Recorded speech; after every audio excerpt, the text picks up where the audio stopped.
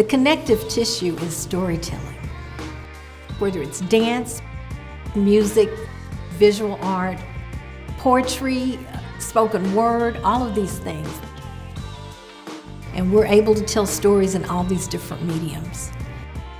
Looking forward to year 10. I am waiting for you. This is going to be lit. So my wife and I were at a film festival. I kept thinking about how it is that you don't really see a lot of black cinema. And I thought about it and I said, we are trying to raise money for the foundation to provide scholarships, so wouldn't it be really good to have a black film festival? Nisha and Shalon and I met several times to really just kind of talk about what a festival would look like. They started meeting at a restaurant for breakfast weekly or every other week and started planning it, and I was like, we'll see what happens. I'm going to jump in when it's really going to happen. He was asking questions and I was talking because I got excited about the new opportunity. Anything black means I'm all over that. And from that conversation, it just flourished. All the ideas came to quick fruition. At the beginning, we didn't know this was a fundraiser for a scholarship foundation. But then when you could see the potential, and I think a lot of it was the team, the volunteers and the people that work with us made a difference, and it just enabled us. And then the city, after the first year, I think the city embraced us too. All of that came, so we became part of this Denton community. So it's just an opportunity for creatives to express themselves and do it here in Denton, where it's a creatives community. I think that's what stood out to me and just drew me in that first year was people are here to connect and just have a good time. It was actually amazing. It's one of those things where they said it couldn't be done, so you have to go do it, right? The feelings after we did the first one were feelings of elation. I mean, the level of excitement was crazy.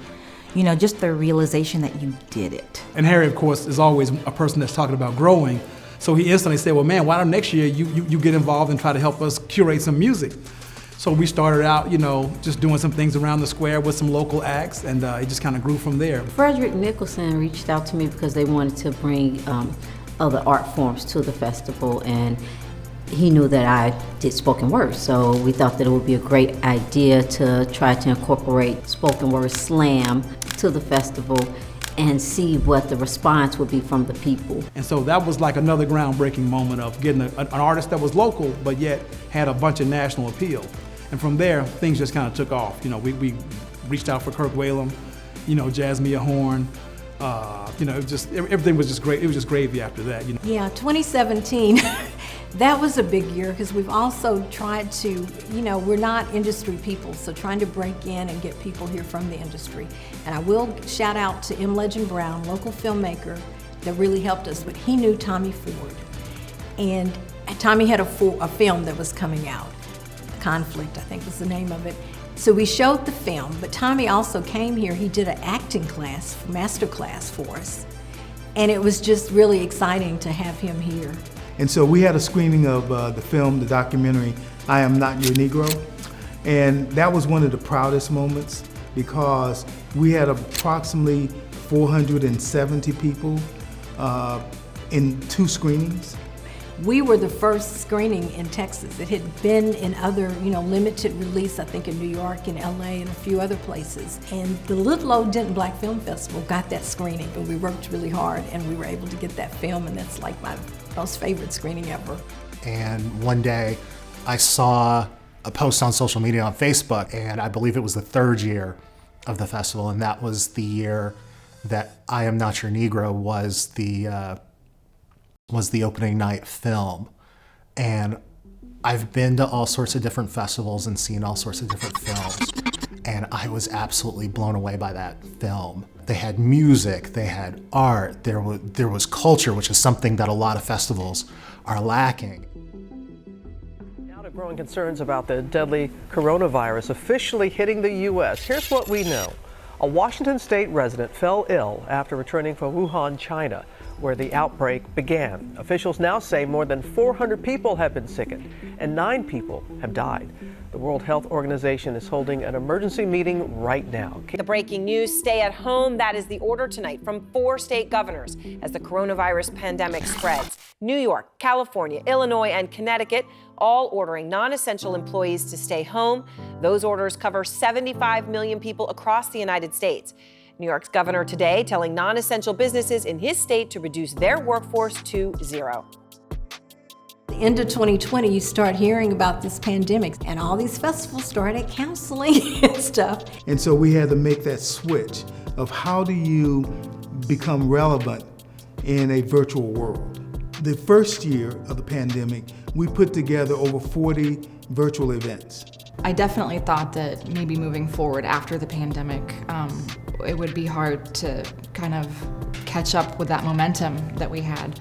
But really, I think maybe that forced pivot of having to have it virtual and now offering it as like a hybrid maybe widened our audience. One thing that I have noticed over the years is that more and more of the youth is getting involved and coming out and having a good time, and not just like, oh, my mom made me come to this, but they're able to come and see art at its best. It's already at 10 years, and it's like it's gone by pretty fast and been 10 wonderful years, and I really applaud all the people who spearhead these efforts. I think it's significant that you can combine a lot of experiences and expectations and expose the citizens of this community and individuals from across the country who are thirsting for Black experiences. And I think that this film festival is that venue. And so I appreciate being part of the Institute because the Institute really was trying to build resources and networks and skills for filmmakers and media makers. And so for me, being committed to the festival is also not just about a wider representation of stories and people and communities, but also to supporting the folks who are making this art. And for Black makers, I think that's especially important because having a Black audience to view your work and to give you feedback is very crucial. It's like, it's intergenerational, you know? It's not like we're trying to bring in people who are younger and push out the other. We can all come together as a community and give each other the support on each level that you are. It's just about evolving. You know, from the beginning to where we were when we were planning in 2014 and had the first festival in 2015. It's unlimitless to where we can go, what we can become. I'm just glad to see the festival continue. I'm glad to see it grow every year. And I'm glad to see it expanding its offering. I think Harry and Linda are two of the most genuine, loving, and visionary people I've ever met in my life. They're wonderful. Whatever idea you have, they support it. They take whatever you give them, whatever piece of clay you give them, they mold it into shape and give it a proper audience. So DBFF is not anywhere near close to being at its apex. You know, we're still growing. And so by doing that, I think it's opened up the eyes of a lot of people about what the Black experience is about.